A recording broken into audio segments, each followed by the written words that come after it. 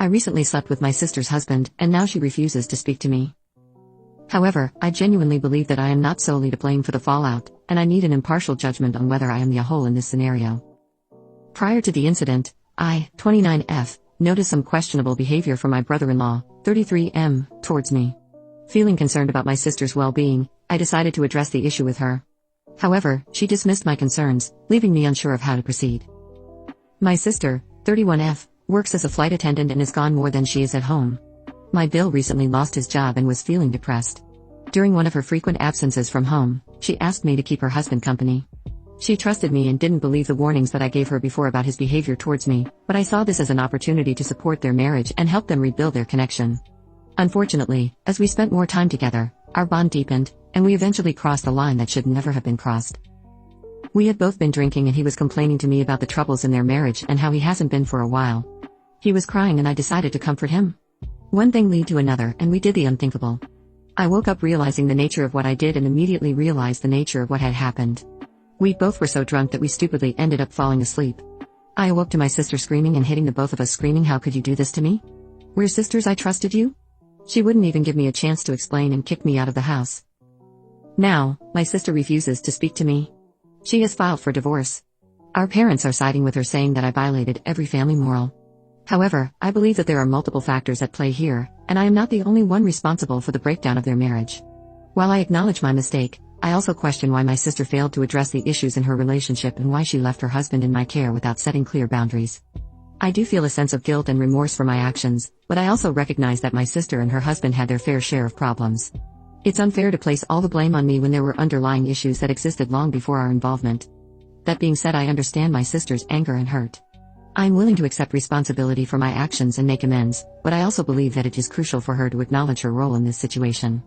Rebuilding trust and repairing our relationship will require open and honest communication from both parties.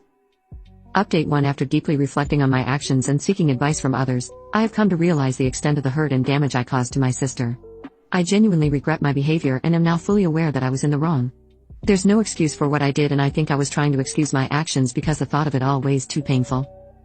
Last night, after reading comments, I mustered up the courage to reach out and apologize to my sister. Unfortunately, despite my sincere efforts, she has not only refused to speak to me but has also blocked me from all forms of communication. The fact that my sister has taken such measures is deeply upsetting to me. I yearn for her forgiveness and genuinely want her back in my life. However, I understand that I cannot force her to reconcile or forgive me on my terms.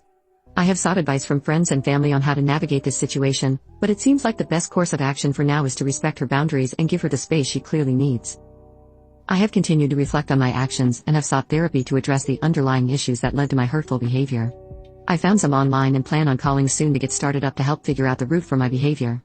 I'm committed to personal growth and becoming a better person, regardless of whether or not my sister chooses to reconnect with me, in which I will never give up trying. I have also reached out to mutual friends and family members, hoping they might act as intermediaries or offer support in bridging the gap between us. However, I understand that they too must respect my sister's boundaries and not get involved in our personal dispute. My ex Bill has refused to pick up any of my phone calls through all of this. I heard from my mother that he told her I initiated the entire thing and got him drunk, then forced myself onto him, which is the furthest thing from the truth. I can't believe he'd throw me under the bus after I was there for him for so long. Guess I really look like the fool, huh? The pain of not being able to communicate with my sister is devastating, but I am determined to learn from my mistakes and make amends in any way possible. I will continue to work on myself and strive to become someone who deserves her forgiveness, even if it takes a significant amount of time. To say the past few months has been insane is an understatement. I feel like my entire world has caved in. While I hold on to hope that one day my sister will be willing to reopen the lines of communication, I also acknowledge the possibility that she may never want to speak to me again. Regardless, I will continue to grow, learn, and reflect on my actions, knowing that healing and reconciliation are processes that cannot be rushed or forced. I hope my sister sees my remorse and my effort to grow. I will update if anything further happens. Update 2. I fully see that I was in the wrong and my behavior is inexcusable. I do not deserve to have her as a sister, and I am literally a piece of poop. There's not a single insult you guys can give me that I haven't given myself. Surprisingly, my sister unblocked me, expressing her desire for closure and personal healing. It seems that she has reached a point where she needs to address the past in order to move forward, but she has made it clear that she doesn't wish to continue our relationship. We had an open and honest discussion about the pain and hurt that had accumulated over time. It was an emotional and challenging conversation, but one that allowed us to express our feelings and seek some form of closure. During our conversation, my sister made it clear that she has made the difficult decision to no longer have a relationship with me. She explained that she needs to focus on her own healing and well-being, and believes that maintaining a relationship with me would hinder that process. It was a heartbreaking realization for me to accept, but I understand and respect her choice. In our conversation, I took the opportunity to sincerely apologize for any pain I have caused her. I acknowledged my past mistakes and expressed deep regret for my actions. While I had hoped for a different outcome, I understand that my sister's healing journey is her own to navigate, and it may not involve me. Moving forward, I will continue to reflect on the lessons learned from this experience. I have come to understand the impact of my actions and the importance of personal growth and self-reflection. It is crucial for me to learn from this and strive to become a better person, even if it means accepting that my sister wants no further relationship with me. While it is painful to accept the loss of a close bond, I will honor my sister's wishes and give her the space she needs to heal and move forward. I will continue to work on myself, seeking personal growth and understanding, and ensuring that I do not repeat the mistakes of the past.